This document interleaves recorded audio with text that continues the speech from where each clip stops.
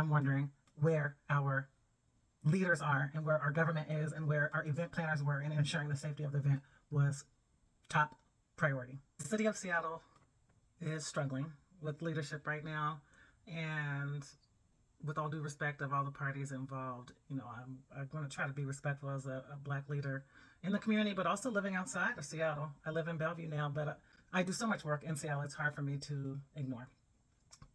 We had an incident on Sunday and lost some folks. We lost some folks as a result of gun violence, and it appears that it is affiliated to the streets.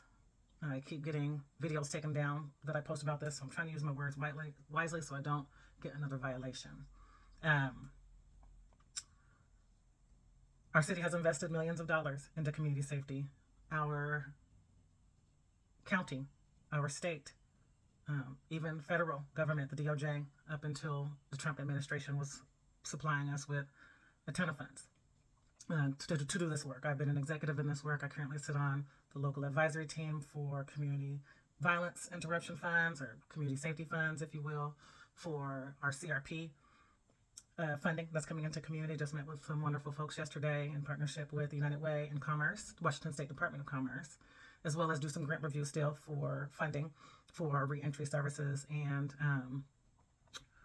community safety work. And if you've been following me, I've written an essay on community safety and nonprofit spaces, and that's available on my Substack. And I also have a few videos from when I was learning TikTok and things were really awkward. This is a really layered and complicated conversation where we're already having some complicated conversations in the community safety space and enduring a lot of change. And just as much as all of budgets all over are looking at what is a difficult time to get through, regardless of having a national incident.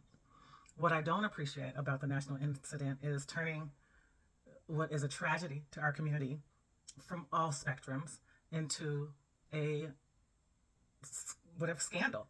I think the scandal is completely unnecessary, and it takes attention from what is the most important thing that we should be doing right now, our staff and our community, finding who committed these atrocious incidents on Sunday, ensuring we've taken care of the families who are victims of that incident, community members who are victims of that incident, and ensuring that organizations that are supported to help with these types of incidents have community support and need.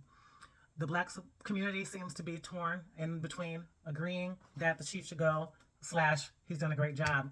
I'm not here necessarily to share my opinion on that today because I don't live in Seattle, but again, I think it's ridiculous that's what folks are choosing to spend their time on, instead of ensuring we get firsthand information about how we're going to keep our community safer and how we are going to ensure that public events have security measures when there are X amount of participants involved. To further, the optics of this could have been managed much better. My assumption is the mayor and the city knew that Chief Barnes lived away.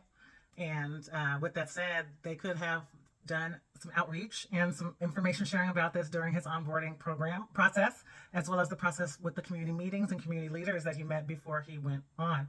And they could have tackled this ahead of time and been the first to tell the story months ago, before there were national eyes on us and the court of public opinion took over.